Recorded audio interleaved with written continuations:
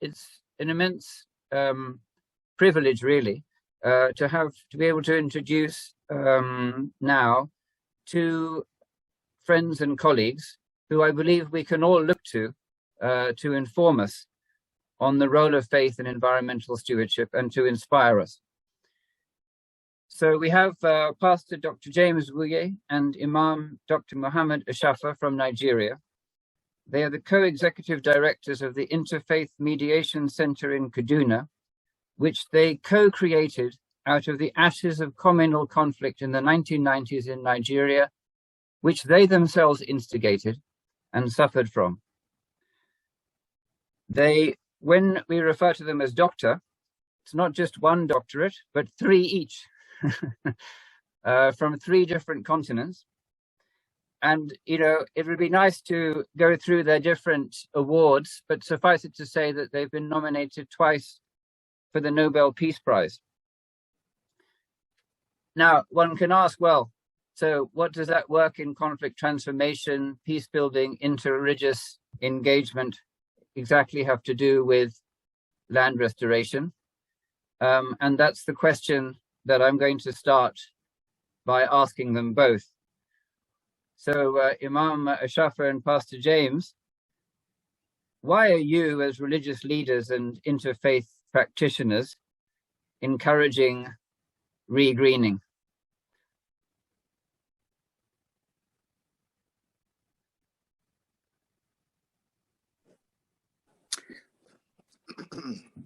Thank you, Ellen, and thank you everyone on this link.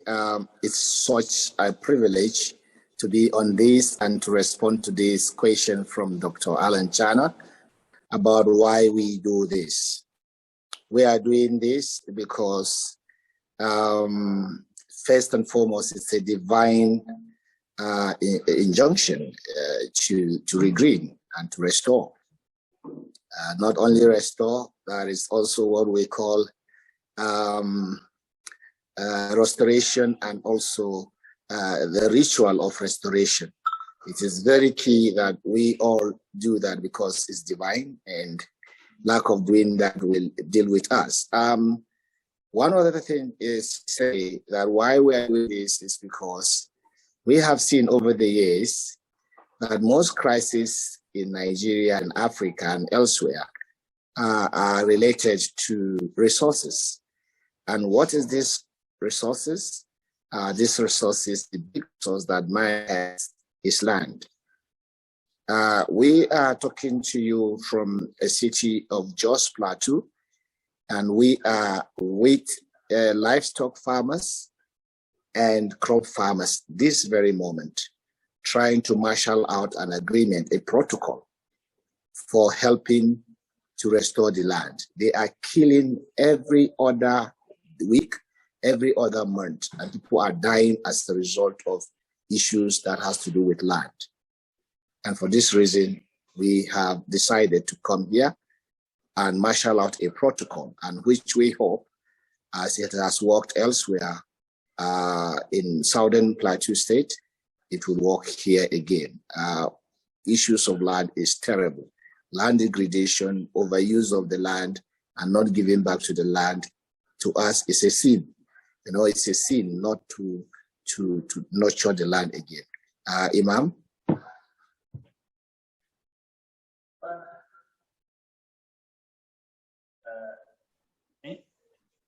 Thank you very much. I think for all the team, I wish with the greeting of peace by saying Assalamu alaikum wa rahmatullahi wa barakatuh. This has been a very important moment, a very important event for us to reflect over, just as Pastor have said, the position of religion as regard regreening our environment, regreening our world with which we live in. And if indeed regreening our world and environment is a key factor, in Islam, as we know, the tradition is very clear. And what is most important for us to know is that for any person, we are as a Muslim, it has a lot of spiritual consequences on deforestation, spiritual consequences on destruction of nature and environment, spiritual consequences of misappropriation or misuse and abuse of natural resources, which includes the issue of greening, planting trees, cutting down trees, etc., even at the time of peace or at the time of war. And identifying these core issues and realizing what is happening in our society we live in today, it becomes very, very serious and enormous for us to wake up and do something. We saw many maiming and killing in Kaduna State, in Plateau State, in different parts of northern Nigeria entirely, across the middle belt of Nigeria, is access to resources, access to land, access to green environment. These have been the consequences. And in most of the conflict situations, we end up finding the remote cause or the sustaining factor of the conflict to be access to natural resources. And because of that, one of the key issues in our development framework of our engagement was encouraging people to plant trees. The first important thing is the value of planting trees. It has a spiritual reward beyond living on earth. For example, in Islam, one of the key important things you can leave behind that you still continue having the dividend is planting a tree. If you plant a tree after you cease to exist on earth, as long as that tree is providing access for shade or is providing fruit beneficial to mankind, you are going to have a spiritual reward. That has been a very clear factors. And that's why we will now move to say, if we are to reduce this conflict situation, we need to go back to what we call regreening khutbah. Greening khutbah, greening sermon. So that our imams should have a strong sermons, and our pastors and priests, sermons should not be focused on how to regreen our environment. First, regreening our homes, regreening our madrasa, Islamic centers, markas, or our theological institutions. And then not only regreening our theological institutions and madrasa, we talk about regreening our places of worship. The mosques, the churches, and all sanctuaries have to be regreening. And we've been encouraging most of those who are building new mosques, new places of worship, to put a template for regreening within those templates.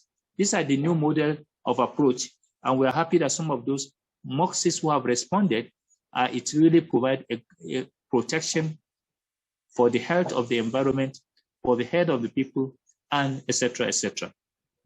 And apart from that also, one of the important things we've done successfully and across age is the issue of what we call storytelling.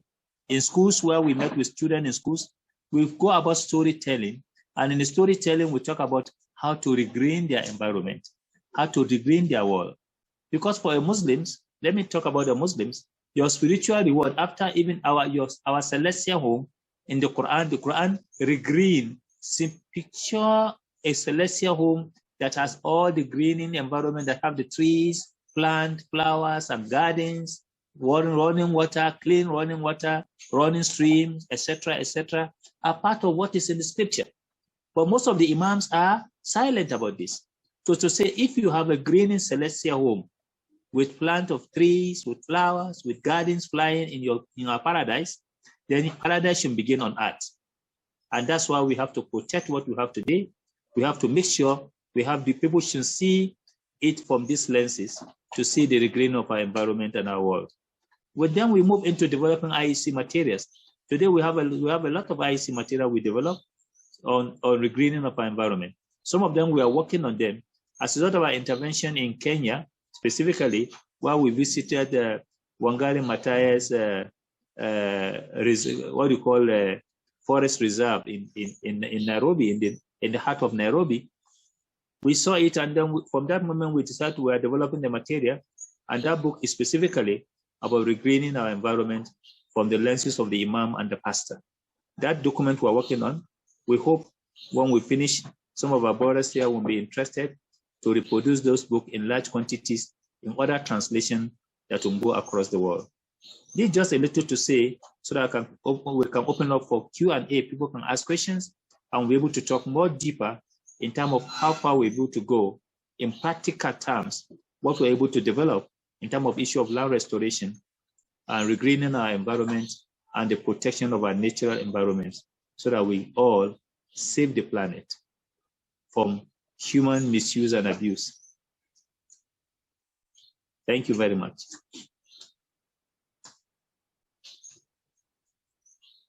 Thank you so much. Wow. It's very interesting how you've developed these green sermons, and both in mosques and in churches, and you're imparting those.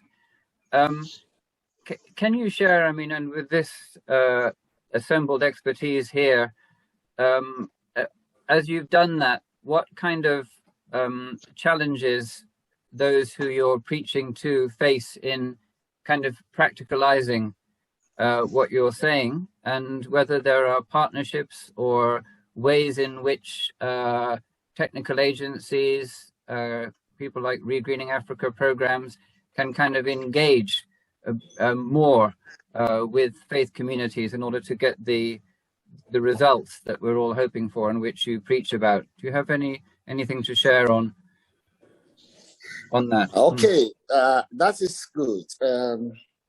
Recently, we have identified what we call peace trees.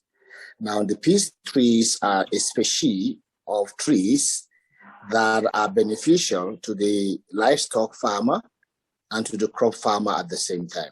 They serve as fodder, and the other also serve as also manure when it drops on the ground and decomposes. And you have a natural manure that is not it's purely organic.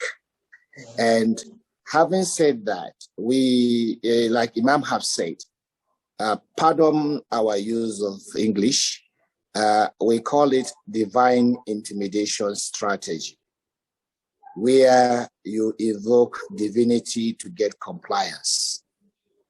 As I speak to you now, we are raising over 1 million trees of a specific tree. The seeds fall during this season. It is summer in Nigeria, beginning of summer, what we call rainy season. And we are raising those trees together with a collaboration with the Ministry of Forestry. While we were here in Jos, they even sent to invite us to come to meet with them as to how they can be of any assistance. Now, this planting is not just going to be for the sake of regreening also. It will have a venture coloration to it. When people see the benefits and the social capital, the social impact of planting trees, not only because they will save the world, but also it will bring some bread on their table, people will compete to do that. So we are saying that apart from the books that we are writing, we are doing divine intimidation strategy, and there are also trees that are beneficial. A little example was this. We went somewhere to preach the gospel, and at the end of the day, there was a covenant between the land and the people. And every young boy, every young child, if she is a female, was asked to plant a mango tree. And if you were a male, you were to plant an orange tree. And then a ritual of healing the land done by the traditional leaders. So it was a hybrid of traditional and religious method of getting people committed. So the challenges that people will usually have is access to those trees or the tree seedlings to raise. And that we are beginning to address by raising capacity, by getting resources to plant as many trees as possible, and ask the people, watch over this tree as an act of worship to your creator. And I tell you, 3 years down the line, people were harvesting mangoes and they were harvesting oranges. Not that the land only is healed and is restored, people also are getting some dollars, some pennies, some naira into their pockets. So it has two-way benefits. So we are looking at this Peace Tree project, that if it can be escalated within the region, especially in the sub-Saharan region, trees that grows in northern Nigeria, between the Middle Belt to the north of Nigeria, grow also in Niger, in Chad, in other areas where we have common and we can actually help in stopping the desert by doing that. And see, the benefit that we have is that for every Friday, an imam has thousands of people listening to him or her. And on Sunday, the pastor has thousands. And Nigeria is very religious country. Africa is very religious country, and we worship our value. So we want to use the energy in our value to encourage the use of restoration, the ritual of killing and cleansing, and the benefit of the celestial being. Even as the Bible has said, time will come, a new heaven and a new Jerusalem will come down. Green, the lion and the goat will graze together. The snake and the man will also move together. There will be harmony. So we have to start the harmony here on earth and beginning to live like that. Tell children not to throw trash, how to manage also our water system, and a lot of things. Because, Alan, you were in Nigeria some times ago. There are areas we drove with you. They were at forest, but now you go there, it has been chopped down completely. We want to restore greens on that hill again.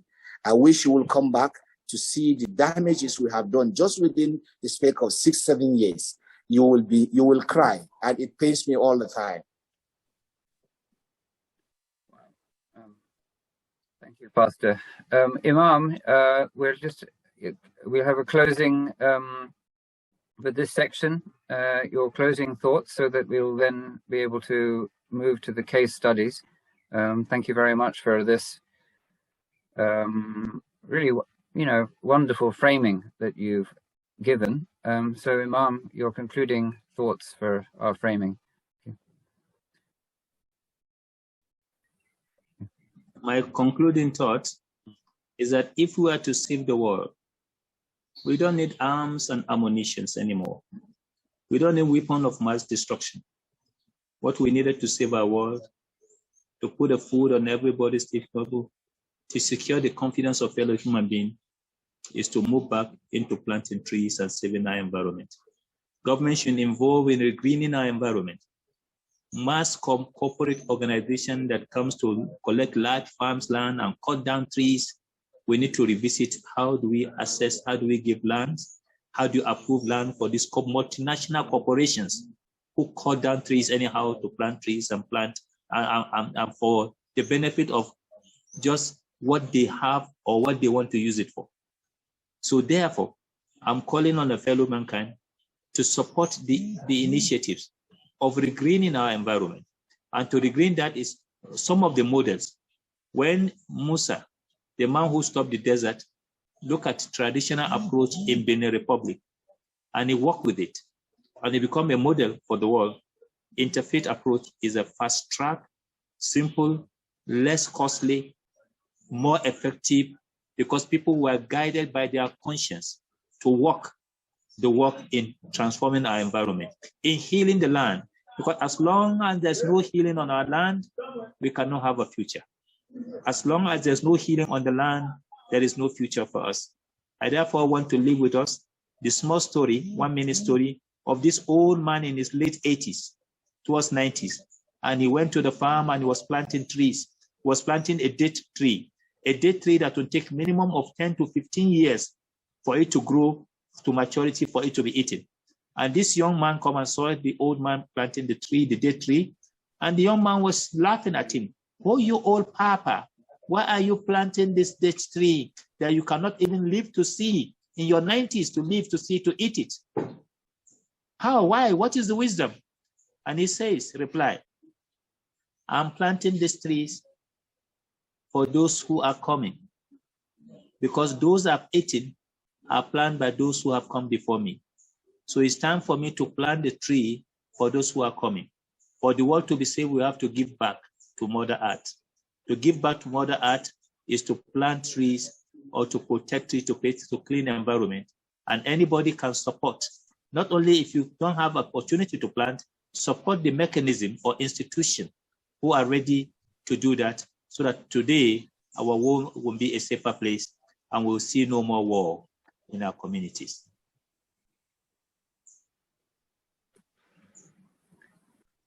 Thank you so much. Thank you so much for being with us and getting this moving like this. Thank you. Constance. Thank you so much. You have inspired us so much, and with both your faith wisdom and the practicality of the work that you're doing. And we are grateful beyond measure for your being with us and helping us frame our story today. Thank you so much.